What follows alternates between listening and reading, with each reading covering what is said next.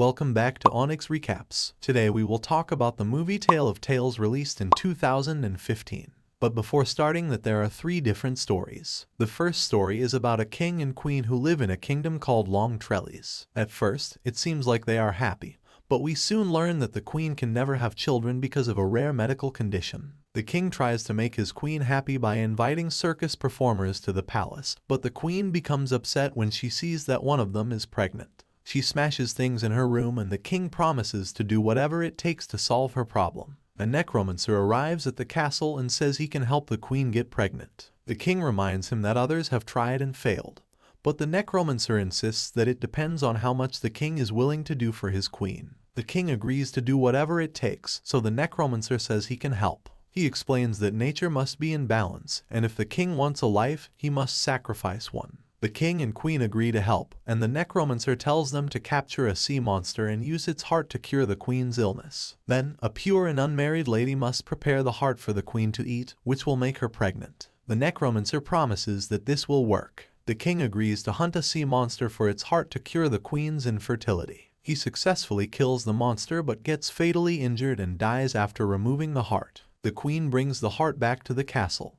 and they find an unmarried maid to prepare it. While cooking, the maid suddenly becomes pregnant and gives birth to a baby. After consuming the sea monster's heart, the queen becomes pregnant and gives birth to a son named Elias. At the same time, the maid who prepared the heart gives birth to a son named Jonah. 16 years later, Elias and Jonah have become close friends and share a unique bond due to their unusual birth. Later, we find out that the two boys have a special ability to breathe underwater in a unique way. The queen threatens the maid to stop her son from meeting Elias or else they will be thrown out of the country. Despite this, the two continue to meet regularly. One day, Jonah wears Elias's clothes and goes to the queen, but she finds out and exiles Jonah from the kingdom. Elias tries to stop him but fails. Jonah then cuts a tree and water starts flowing from it. He tells Elias that as long as the water remains clean, he is alive, but if it turns red, it means Jonah's life is in danger. Then he walks away, and Elias checks the water regularly to see if Jonah is still alive. After the water turns red, Elias realizes that Jonah is in danger. He leaves the kingdom without telling his mother to find Jonah.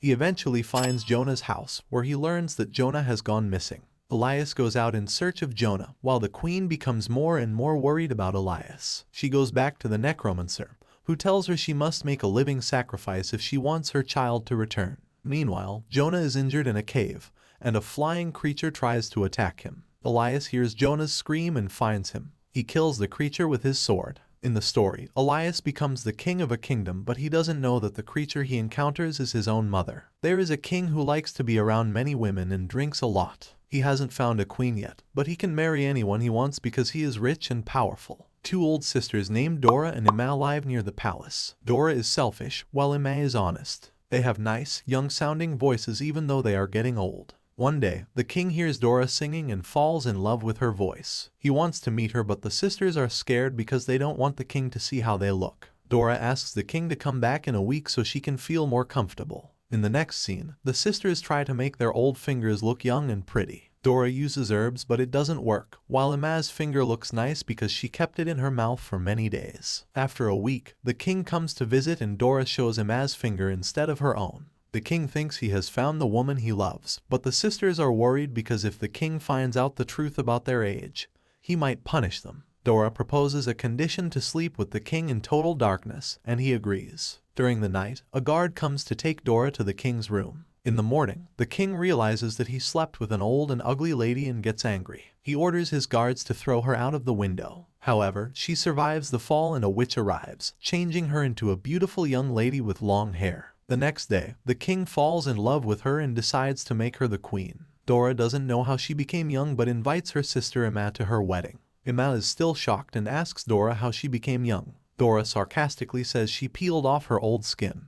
But Emma takes it seriously and goes to an ironsmith to do the same. The ironsmith takes her to the jungle and removes all her skin. Emma returns to the castle and dies soon after. Meanwhile, the magic that turned Dora into a young girl doesn't last long. In the next story, there's a king with strange behavior. His wife died a long time ago, and he has a daughter named Violet whom he doesn't really care for. One day, the king sees a parasite insect on his hand that is feeding on his blood. Instead of removing it, he lets it stay and feeds on him daily. He even keeps the insect in a glass box and continues to let it feed on his blood. And over time, the insect grows larger. One day, the parasite dies and the king is devastated. He decides it's time for Violet to get married and announces a competition to find her a husband.